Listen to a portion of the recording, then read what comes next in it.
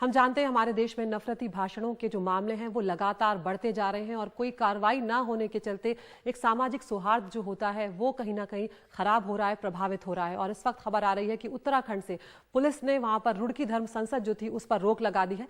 रुड़की में ये धर्म संसद आज होने वाली थी और सुप्रीम कोर्ट की फटकार लगी है। उसके बाद उत्तराखंड का प्रशासन है, पुलिस है, उसने सख्ती दिखाई है और ये फैसला लिया है कि अब वहां पर धर्म संसद नहीं होगी और उसके आयोजकों के खिलाफ मुकदमा भी दर्ज कर लिया गया है। कई आयोजकों की गिरफ्तारी भी की गई है और इसके साथ ही रुड़की में धारा 144 भी लगा दी गई है। इससे पहले हमने देखा था कि हिमाचल के ऊना जिले में 17 से 19 अप्रैल को धर्म संसद का आयोजन किया गया था और जमकर वहां पर भड़काऊ भाषण दिए गए, ऐसी बातें कही गई जो लोगों में नफरत बढ़ाएं और एक खास धर्म को खासकर वहां पर निशाना साधा गया। तो लेकिन अब कम से कम सुप्रीम कोर्ट की फटकार के बाद उत्तराखंड पुलिस ने यहाँ पर मुस्तैदी दिखाई है और आज जो धर्म संसद होने वाली थी उस पर रोक लगाई है। आपको हरिद्वार के एसएसपी का बयान सुनवाते हैं।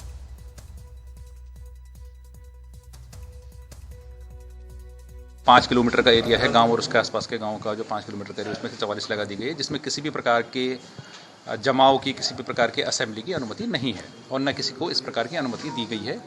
अगर वहां पर कोई भी व्यक्ति इस प्रकार का आता है तो वो एक अवैधानिक गतिविधि में भाग ले रहा होगा। इस प्रकार की गतिविधि को रोकने के लिए पर्याप्त संख्या में पुलिस बल लगाया गया है। करीब वहां पर 200 से अधिक हमारे सिविल पुलिस के कांस्टेबल्स और हेड कांस्टेबल्स होंगे। 100 के आसपास हमारे इंस्पेक्टर हैं वहाँ पे। इसके अलावा हम 5 कंपनी पीएसी वहाँ पर और तैनात कर रहे हैं ताकि इस प्रकार की किसी भी गतिविधि को रोका जा सके। तो अभी जो कदम उठाया गया है इसकी पृष्ठभूमि भी आपको बता देते हैं कि क्यों आखिर उत्तराखंड प्रशासन जो है वो अचानक इस तरह की मुस्तैदी दिखा रहा है। दरअसल कल सुप्रीम कोर्ट ने सख्त रुख अपनाया है और जहां हिमाचल सरकार को कड़े हाथों लिया गया, आड़े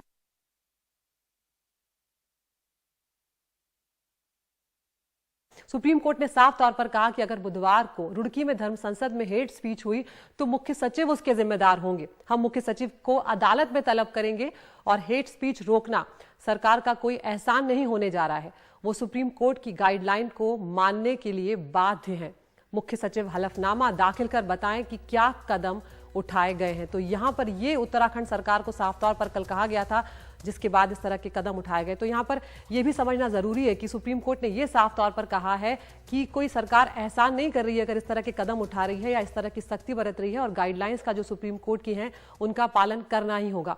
अब आपको यहां पर यह भी बता देते हैं कि दरअसल सुप्रीम कोर्ट ने की जो गाइडलाइंस है वो क्या है। 2018 में सुप्रीम कोर्ट ने मॉब लिंचिंग, हेट क्राइम को लेकर, उनको रोकने को लेकर गाइडलाइंस जारी करते हुए यह कहा था कि राज्य सरकार हर जिले में एसपी स्तर के अधिकारी को नोडल ऑफिसर नियुक्त करे।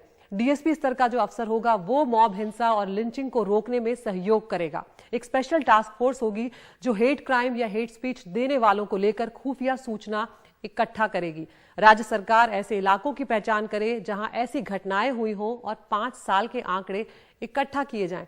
ऐसे मामलों में 2 समुदायों में जो बैर फैलता है या बैर फैलाने की जो धारा है 153A या अन्य धाराओं में तुरंत केस दर्ज किया जाए। अगर ऐसा कुछ होता है तो वक्त पर चार्जशीट दाखिल हो, नोडल ऑफिसर जो है वो निगरानी करता रहे कि आखिर मामले के बाद किस तरह की स्थिति वहां पर है या किस तरह के अपडेट हो रहे हैं। फास्ट ट्रैक कोर्ट में केस चलाया जाए इससे जुड़ा हुआ और संबंधित धारा में ट्रायल कोर्ट अधिकतम सजा दे। तो यहाँ पर सुप्रीम कोर्ट की जो गाइडलाइंस है वो बहुत ही साफ है कि क्या क्या करना है और क्या क्या किया जा सकता है इनको रोकने के लिए। लेकिन क्या ये सब कुछ हो रहा था, वो एक बहुत बड़ा सवाल है। हम सीधा रुख कर रहे हैं हमारे सहयोगी सौरभ शुक्ला का।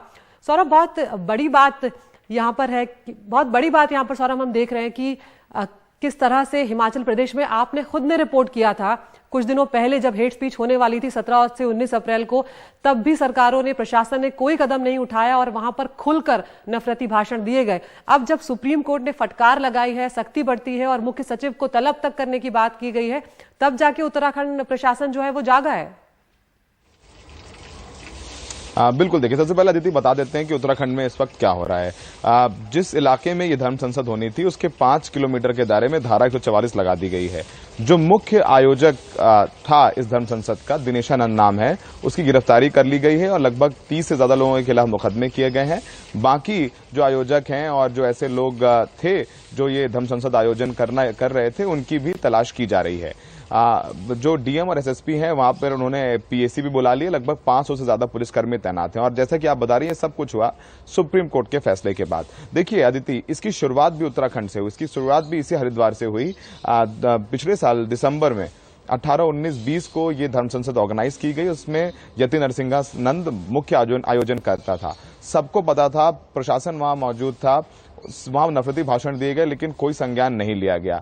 जब हमने जाकर के हरिद्वार में रिपोर्ट किए, जो वीडियो वायरल हुए, उसके बाद तमाम नौकरशाहों ने प्रधानमंत्री मोदी तक को लेटर लिखा। उसके बाद उत्तराखंड पुलिस दबाव में आई और मुकदमा दर्ज किया गया, जिसमें जो वसीम रिजवी है अब भी जेल में है और यति नरसिंहानंद भी जेल गया था। अन्नपूर्णा प्रबोधानंद जैसे लोगों के खिलाफ मुकदमा था, लेकिन चूंकि वो बहुत देर से किया गया, बहुत दबाव बनाने के बाद किया गया, ये लोग रुके नहीं। उन्होंने जाकर के छत्तीसगढ़ में धर्म संसद की, उसके बाद ये छत्तीसगढ़ से ये उत्तर प्रदेश में चुनाव के दौरान इलाहाबाद में इन्होंने धर्म संसद की और ये बाकायदा अनाउंस करते हैं। और अनाउंस करने के बाद उसको सोशल मीडिया पर इनके लोग प्रचारित करते हैं, बाकायदा पूरी प्लानिंग होती है। और यही हिमाचल प्रदेश में हुआ।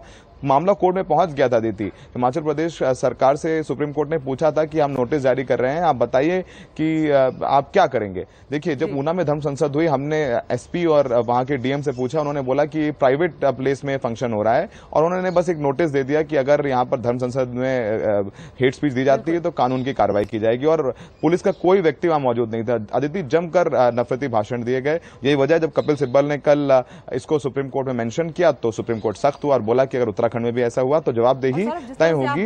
चीफ सेक्रेटरी को तलब किया जिम्मेदारी निभा रहा है, आगाह कर रहा है, पहले से भी बता रहा है कि इस तरह की जो आयोजन है वो हो सकते हैं, इन्हें रोका जा सकता है। सुप्रीम कोर्ट अपनी जिम्मेदारी निभा रहा है। यहाँ पर गाइडलाइंस जारी की जा चुकी है, जिनको पालन करना है वो है सरकार और प्रशासन, और वही वो करते हुए नजर नहीं आ रहे हैं। ऐसे में सुप्रीम कोर्ट को ही सख्ती बरतनी पड़ती। बहुत बहुत शुक्रिया सौरभ इस तमाम जानकारी के लिए।